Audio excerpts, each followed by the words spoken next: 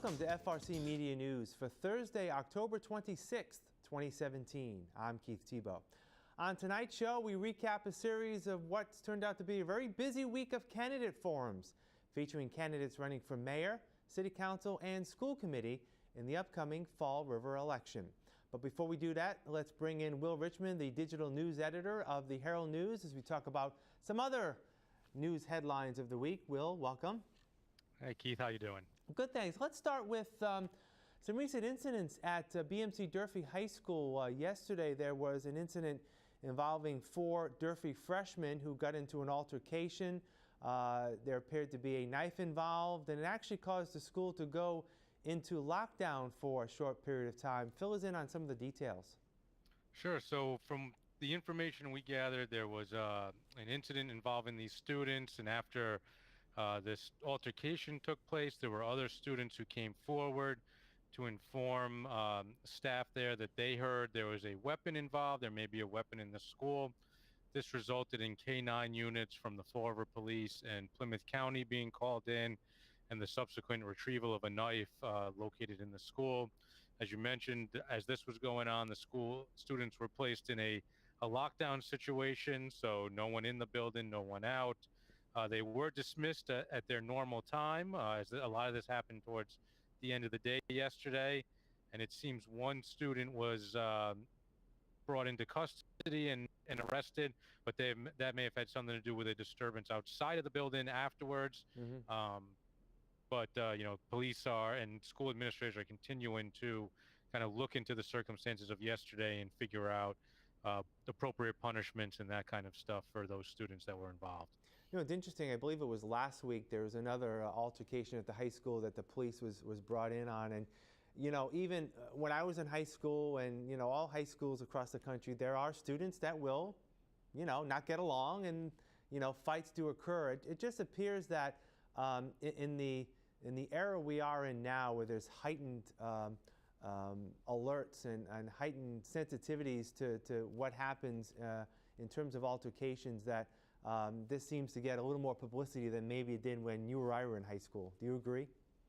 Yeah, and certainly, the school administration and Superintendent Matt Malone have really tried to stress out of both incidents that this is an extremely small part of the school population that's involved in this. And, they're the ones that are taking the brunt of the attention away from the larger population that are, going to school, taking their classes, leaving at the end of the day, causing no disruptions.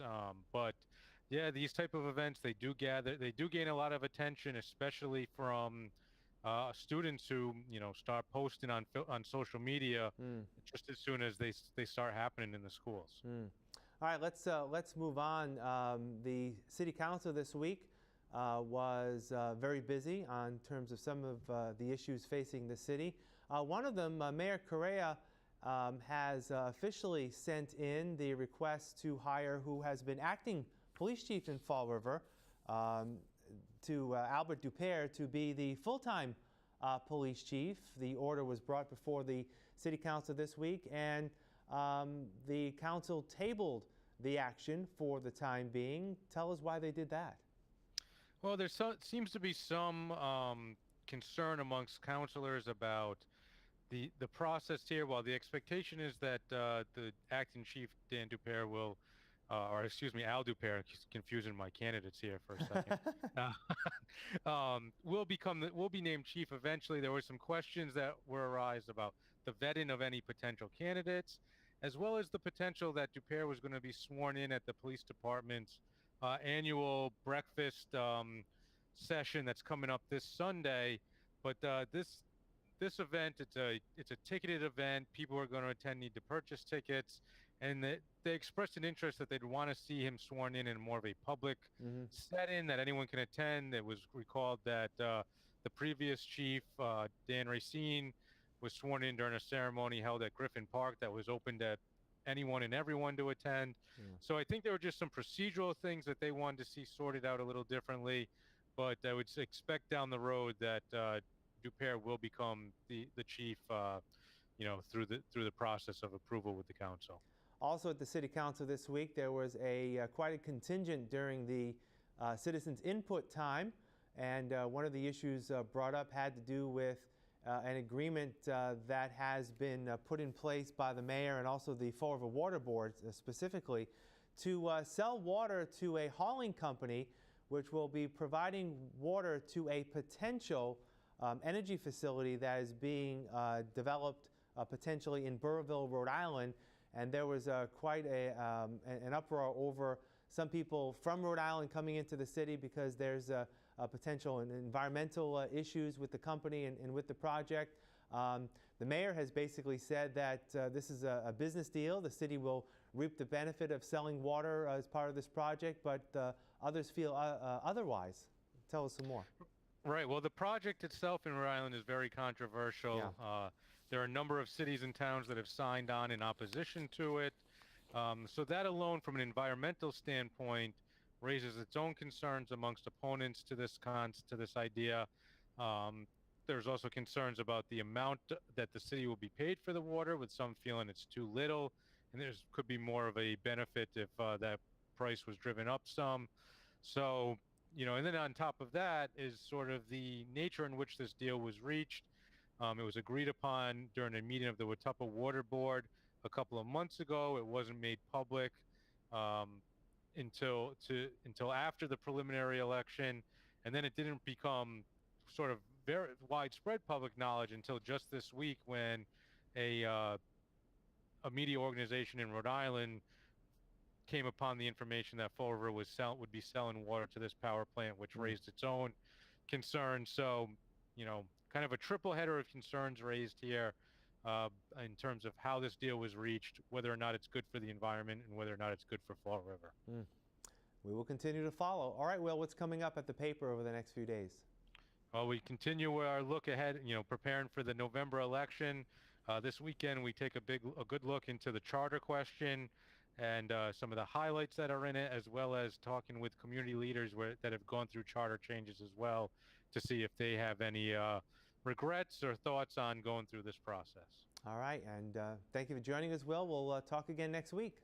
All right, have a good weekend, Keith. We'll have more FRC Media News right after this. Here are some job descriptions on the latest hot jobs list from the Fall River Career Center. Dental Assistant, Cool Smiles, located at 933 Pleasant Street, is looking for a full-time dental assistant to provide support to the office staff and assist the professional dental staff with treatment and care to patients. Job number 971-4748. Cook, Boston Market, located at 3230 12th Street, is in need of a full-time cook responsible for preparing and cooking the Boston Market menu and making sure gourmet entrees and desserts are available at all times for customers. Job number 971-3614. Bank Teller, Rockland Trust, located at 855 Brayton Avenue, is looking for a part-time bank teller with experience in cash handling, retail, customer service, and basic computer knowledge with Windows skills. Job number 971-2044. Star, located at 386 Stanley Street, is looking to fulfill the following full-time positions. Certified Medical Assistant, job number 971-2125. Kitchen Staff Associate, job number 971-2119. Congruity 360, located at 456 Bedford Street, is looking to fulfill the following full-time and part-time positions. Network Engineer, job number 970-9468. Senior Storage Engineer, job number 970-9482. For more information on these or other positions, visit FRCmedianews.org or call the Fall River Career Center at 508-730-5000. Welcome back. The Fall River Herald News last week sponsored a forum featuring the two candidates running for mayor in Fall River, incumbent Mayor Jazo Correa II and City Council Vice President Linda Pereira went head-to-head on the city's top priorities, including public safety and economic development. The forum started off with a question concerning what the administration should do in terms of better marketing the city. We have to be the ones to promote our city. There are a lot of good things in Fall River, and I just don't think we promote ourselves enough. That's what I'm hopeful for. And the way that you promote yourself is to work cooperatively with other people. Be collective in dealing with all of the agencies in the city. People need to work together. It's not my way or the highway. It's what do we want to make our city better. To change the reputation of the city, it starts with branding. It starts with making sure that $100 million developers like Steve Cohen, the developer of South Coast Marketplace, doesn't state at a business expo that, and I have the quote here, that there is something of a negative rap against doing business in Fall River. That's an outsider looking in. So if we've got a $100 million developer telling us that our economic development policy has been hard, it's a bad policy, it's one that is not an environment to do business in, then obviously we got to ask ourselves what is going on, and that's just on economic development. Just this week, the police department sought the public's assistance to locate 2 people accused of robbing a woman in a restaurant parking lot. The woman was assaulted by one person as the other held a gun to her head, according to that police report. If the city's residents can't be assured they can enjoy a night out safely, what does that say about the city's quality of life? Well, you know, that's a trick question, Will, because obviously when you phrase the question that way, the answer is going to be that that person should be afraid, and that family should be afraid because somebody was hurt and threatened, and nobody wants to see that happen. Nobody wants that to happen in their own family. Nobody wants to see that happen in the public. So our policy has continued to be invest in our police and fire departments, invest in new equipment, invest in camera systems, which the council voted against to remove camera systems, which are crime-fighting tools and crime deterring and solving tools. That's what we're going to continue to do. Councilor Pereira? Well, we talk about cameras. I'm going to get more cameras. How about fixing the cameras that we have? Spot shotter, that was a tool. And the mayor said it has never been used in a courtroom. That's not true. Having worked at the district attorney's office, I received numerous calls from ADAs. It has been used. And what happens with spot shotter is that immediately it signals police to get there. It's better for evidence collecting, and it's better for you to get witnesses that were on the scene. You want to talk about safety and police department? Let's talk about HIDA.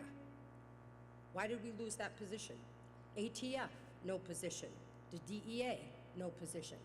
Those are positions that we fill.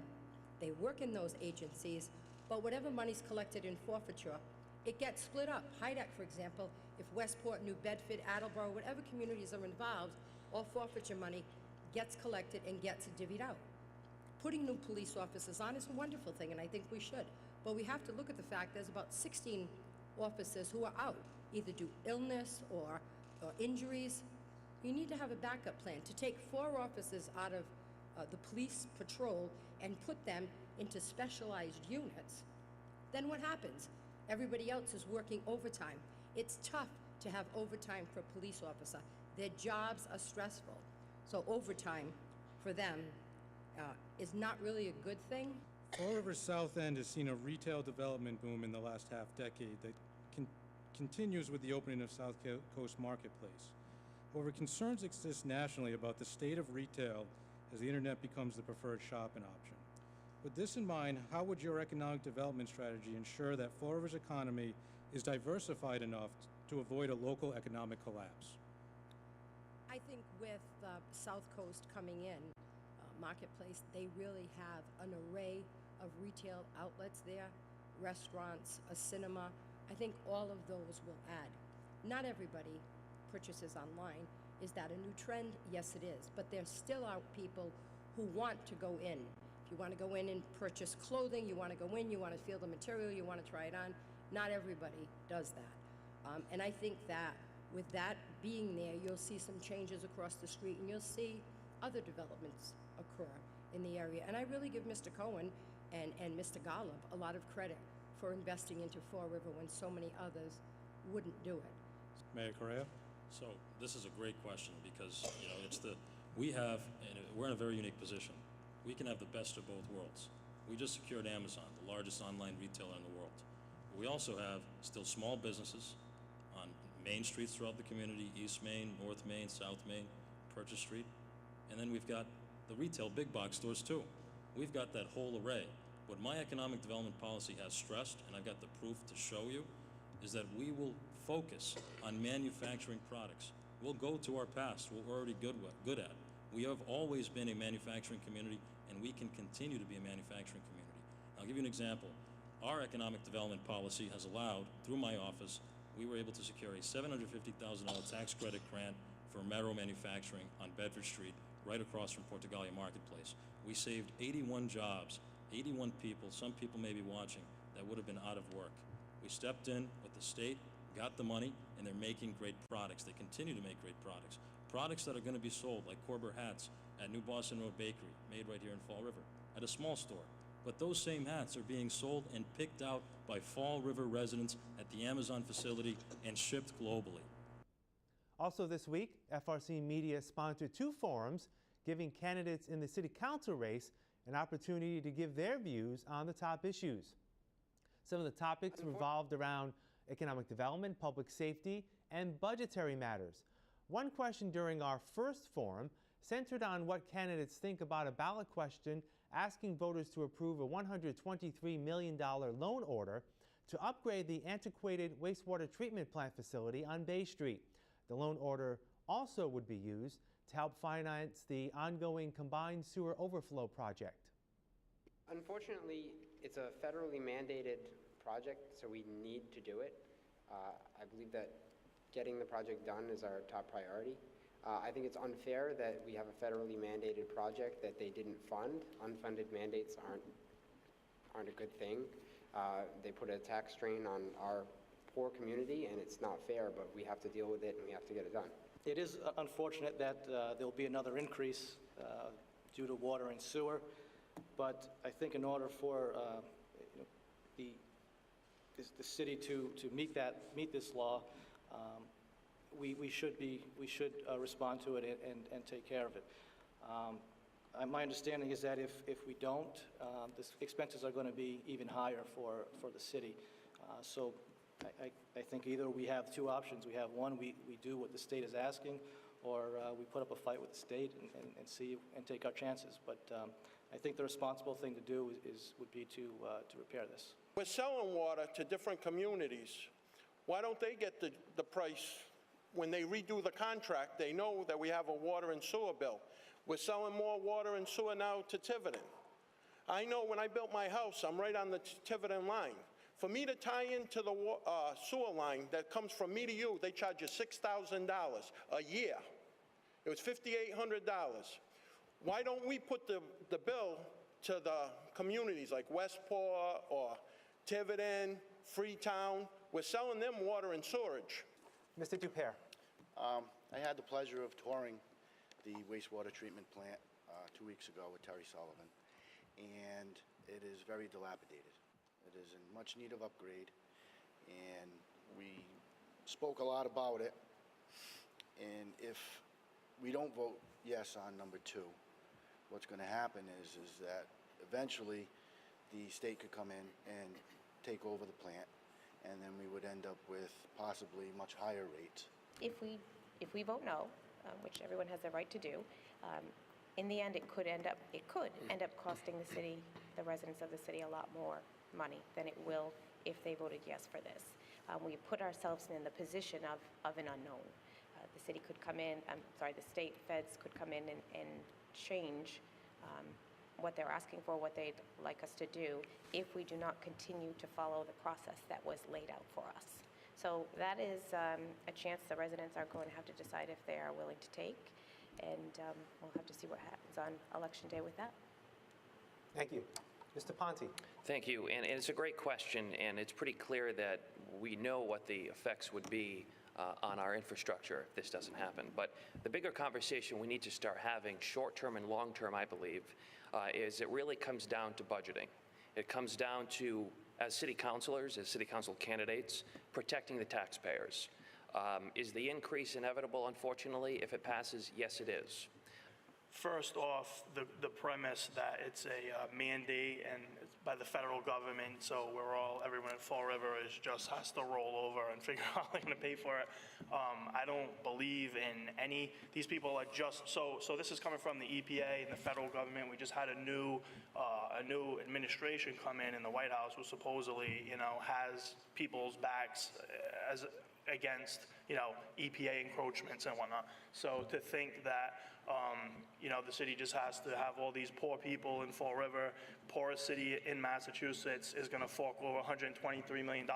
I believe a few months ago, I heard Terry Sullivan on WSAR mention a $1 billion number. He said this was just one project. There was several other things in the pipe. And I was driving my car and I laughed. I busted out laughing to think that the city of Fall River is just going to fork over $1 billion for some water. And the gentleman runs the water department, so I imagine, he's going to say what he thinks the city needs. But I don't think that's reasonable, feasible. Well, I actually agree on paying this. I think we should vote yes. Mr. Sullivan does an awful lot of work to come up with these things, and believe me, he doesn't like spending money. I was here when the original CSO tunnels were dug, and we got whacked big dollars, I think at the time $130-some million, when we could have had it done for $90-some million if we'd have gone along with it when we were told to go along with it. Fighting the federal government seems to be, you never win. So why are we investing in a fight, paying lawyers and so on and so forth? It's been mandated by the EPA. It says it's got to be done. I think we ought to start thinking about how to fund it and get this project off and running. Join us next week as we'll have more from the candidates running for City Council. FRCmedia also sponsored a forum on Monday for school committee candidates, as all 11 candidates attended the forum to answer questions concerning whether they support the construction of a new BMC Durfee High School, budgetary issues, and teacher retention problems. Now that we have a new superintendent, I think the teacher retention will improve, and that we will be able to retain these teachers, because this rotating door of teachers coming and going doesn't help our students at all. So we need to keep the students, the teachers that we have. It's just amazing that, yes, one retention issue is pay. There's only so much money that the city of Fall River can pay. And in terms of how do we keep our teachers here, I think we keep them here the same way we keep our other residents here, right? So we show them that this is a great place to live and to work. And I think that happens, through, again, experiences where senior teachers can bring, newer teachers out to different communities and participate in different events and things of that nature. It's not all about making money. Many, many, many teachers work because it's a vocation. It's because they believe in what they're doing. But if they're going to get into a school and be treated with disrespect or being asked to do the impossible, and a lot of times that's what's being asked of people, is to do more and more with less and less. So we have to treat people with respect, and when you do that, they would actually stay in the district. Way too many, not only teachers, administrators, teachers, people that work in an urban setting like Fall River need to stay here when they're quality employees. But for far too long, we've been getting people to leave the district because they just can't handle the stress of the job and the lack of respect that they get from the administration and a lot of times from the public as well. Teacher retention rate is critical to all these students, especially on the elementary level, because a lot of these students, they don't like change. You have a teacher for a couple of months and then you have a new teacher, or you have a different substitute teacher every day until that teacher can be rehired. So it's very important to me, I'm sorry, repeating myself, that the teacher turnover rate is taken care of. Also administration, I've seen a lot of principals changing hands as well, so on different levels, but I feel that overall the retention rate is important. The candidates all agreed that a new BMC Durfee High School is needed, but that the cost to build a new structure will be an issue. My concern, though, is exactly like Kevin's. How are we going to bond for this, and what's Plan B if it doesn't go through? Asking the citizens to pick this up is going to be extremely difficult. I will work myself to the bone trying to convince people that this might be the way to go, but I am reluctant to think that could pass. I think we have to look for some other alternatives. I think we may have to look for ways to do some serious cost cutting, but as far as do we need a new Durfee? Yes. Are we going to get it done? I hope so. And Funding will be the key issue to me. I don't think the plan is a problem at all. I think it's just going to be funding. Durfee has become, unfortunately, the Humpty Dumpty of school buildings. It's fallen apart piece by piece, and we keep trying to put it back piece by piece with limited funding. The reality is that when we get our budget, we're trying to put as many dollars in our classroom, and it leaves us with very little for the upkeep and maintenance, which is costly. The program, to build the funding mechanism to build a new school will be bonding, or it will be a tax override by the citizens, but I'm asking citizens to be open to the process. Let us be transparent with you, be a part of it, understand that this is an investment in our students, and it's a very important one. We need state-of-the-art schools out, so high school. We don't want somebody to say, oh, you went to Durfee, well, you don't have the proper training. You want the new stuff, so when they come, so we keep up to date. Look for the funding. Call the state. We get grants out there. See how much they're going to pay. There's plenty of grants out there. The federal funding, state funding. See how much it's going to cost, because they have money out there for education. The city of Fall River is entitled to it. I am a direct abutter to Durfee. I see it every day. I'm watching it daily as things are happening. I started teaching there in 1984, and truthfully, in 1984, we probably needed a new high school, and it was recently opened at that point. I've had students that have had to have mittens on and scarves and boots and coats. My husband used to have to wear sweatshirts and flannel shirts in the spring and in the beginning of the school year because it was so cold. The air conditioning has had tremendous problems, the roof, the leaks, the water. You can't fix something that is so broken that it's not fixable. The candidates were also asked their opinions about the lockdown procedures currently implemented at all public school buildings. I am happy with the current process, but I'd be willing to look at what other communities might be doing. If there's something better, I'd love to know about it, and then I would love to implement it here in Fall River. But I'm going to look to the specialists in that regard and make sure that we're doing the right thing for Fall River. It's tough, you know, but it's necessary in a heightened climate of security. We have to suck it up, and we have to follow the method.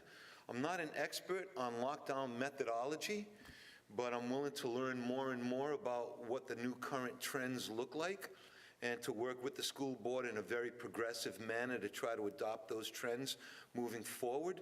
Ms. Gorman. Unfortunately, this is the world that we live in now, and our kids don't know any different. I was driving down the street with my daughter on Wilson Road, and she showed me the field that they go to for their lockdown drill. I think that we need a collaboration with the police department. Unfortunately, we don't have an SRO at every school like we did before. And as a culture, we have a lack of respect for police and the authorities, and like what happened at Durfee and those people coming in, and I agree with Mr. Coogan that maybe we do need someone at the gate blocking them out. My husband's a police officer, and I can tell you that every time we go to a different school, he's looking around the building, looking where they would enter, where they could block off. So it is an important collaboration with the police department, and I do think we need to trust that they are keeping our kids safe. We're all worried about our kids, but in that moment, we need to trust them that they've done their job. That'll do it for this edition of FRC Media News. You can catch FRC Media News Thursdays and Fridays at 6 p.m. and online at frcmedianews.org. For all of us here at FRC Media News, I'm Keith Tebow. Have a good night.